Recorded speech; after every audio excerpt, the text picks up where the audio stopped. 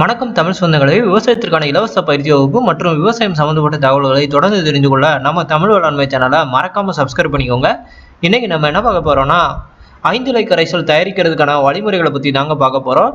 பொதுவாக பூச்சிகளை கட்டுப்படுத்துறதுக்கு நிறைய வகையான வழிமுறைகளை விவசாயிகள் பயன்படுத்திக்கிட்டு இருக்காங்க. இதுலேயே இயற்கை முறையில் பார்த்தீங்கன்னா பூச்சிகளை கட்டுப்படுத்துறதுக்கு மிகவும் மிகவும் உகந்த முறைன்னு எடுத்துக்கிட்டிங்கன்னா இந்த 5 இலை கரைசல்லாங்க. இதை பார்த்தீங்கன்னா ஐயா நம்மாழ்வாரே பரிந்துரைத்திருக்காருங்க. இப்படி இருக்கக்கூடிய அந்த 5 இலை கரைசலை பற்றியோ அதே போல் அந்த பூச்சிகளை பற்றியோ சில வகையான குறிப்புகளை நம்ம பார்ப்போங்க. பூச்சிகளை பொறுத்த வரைக்கும் பார்த்தீங்கன்னா நன்மை செய்யும் பூச்சிகள், தீமை செய்யும் பூச்சிகள்னு 2 வகையில் பிரிக்கலாம். அதாவது தீமை செய்யும் பூச்சிகள்னு எடுத்துக்கிட்டிங்கன்னா இது பார்த்தீங்கன்னா தாவர உண்ணியாக இருக்குங்க. இது பார்த்தீங்கன்னா நம்ம விளைவிக்கக்கூடிய எல்லா வகையான தாவரங்களையும் நல்லா உட்கொள்ளக்கூடிய தன்மை கொண்டதாக இருக்கும். இதை வேட்டையாடி சாப்பிடக்கூடிய விலங்குகளை அதாவது குறிப்பாக பார்த்தீங்கன்னா பூச்சிகளை பார்த்தீங்கன்னா நம்ம நன்மை செய்யும் பூச்சிகளை பார்க்குறோம். இப்போ பார்த்தீங்கன்னா இந்த தீமை செய்யும் பூச்சிகளை எந்த மாதிரி முறையில் கட்டுப்படுத்துறதுக்கான வழிமுறைகளை பற்றி தான் இந்த காணொலி வேலை நம்ம பார்க்க போகிறோங்க. இந்த 5 இலை கரைசலில் நம்ம உபயோகிக்கக்கூடிய ஒவ்வொரு வகையான இலைகளை பார்த்தீங்கன்னா ஒவ்வொரு வகையான தன்மைகள் கொண்ட இலைகளை நம்ம பிரிக்க போகிறோம். குறிப்பாக பார்த்தீங்கன்னா ஒடிச்சா பால் வரக்கூடிய தாவரங்களான பப்பாளி, எருக்கு, இதில் ஏதாவது ஒரு தாவரத்தை நம்ம எடுத்துக்கிறோங்க. அதே போல் பார்த்தீங்கன்னா நல்ல வாசனை வரக்கூடிய ஏதாவது ஒரு தாவரத்தை எடுத்துக்கணும். குறிப்பாக பார்த்தீங்கன்னா துளசி, திருநீட்டு பத்தலை, கற்பூரவள்ளி போன்ற தாவரங்களில் ஏதாவது ஒன்று எடுத்துக்கோங்க. இது 3ன்னு மட்டும் கிடையாதுங்க. நீங்கள் வாசனை வரக்கூடிய எந்த ஒரு தாவரத்தினாலும் எடுக்கலாம். அதே போல் கசப்புத்தன்மை நிறைந்த வேப்பிலையை எடுத்துக்கோங்க.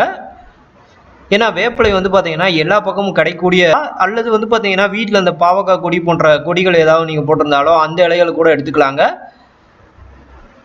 அப்புறம் பூச்சி எப்பயுமே தாக்காத தாவரங்களான சோற்று கத்தாழை அல்லது பார்த்தீங்கன்னா நொச்சி போன்ற தாவரங்களை உபயோகித்துக்கோங்க.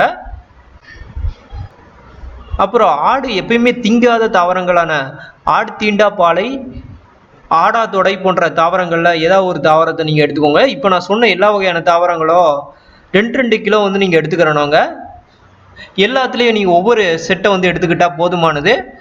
இப்படி எடுத்துக்கிட்டு இந்த தாவரங்களை எல்லாத்தையுமே பார்த்தீங்கன்னா நல்லா மையா அரைச்சு ஒரு டீப்பாய்க்குள்ளே போட்டுருணுங்க. அந்த டீப்பாயில் போட்ட இலைகளை முங்குற அளவுக்கு பார்த்தீங்கன்னா தண்ணி ஊற்றி ஊற்றணும். அந்த தண்ணி ஊற்றினதுக்கப்புறம் பார்த்தீங்கன்னா 1 லிட்டர் கோமியத்தை எடுத்து அந்த இதில் கலந்துடணுங்க.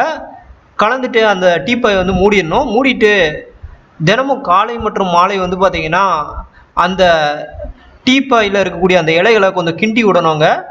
அப்படி நல்லா கிண்டி விட்டு கரெக்டாக கிண்டி விட்ட பிறகு மூடிடணும். இப்படி தினமும் பார்த்தீங்கன்னா 2 வேலை செய்யணும். அதாவது காலை மற்றும் மாலையில். இது 30 நாள் தொடர்ந்து நீங்கள் செய்யணுங்க. 30வது நாளுக்கு அப்புறம் பார்த்தீங்கன்னா இந்த 5 இலை கரைசல் தயாராகிடும். இந்த 5 இலை கரைசலை பார்த்தீங்கன்னா 10 லிட்டர் தண்ணியில் 500 mlங்கிற விதத்தில் பார்த்தீங்கன்னா நீங்கள் மிக்ஸ் பண்ணி தெளிக்கும் போது பார்த்தீங்கன்னா பூச்சிகளை பெரிய லெவலில் கட்டுப்படுத்தக்கூடிய தன்மை கொண்டதுங்க.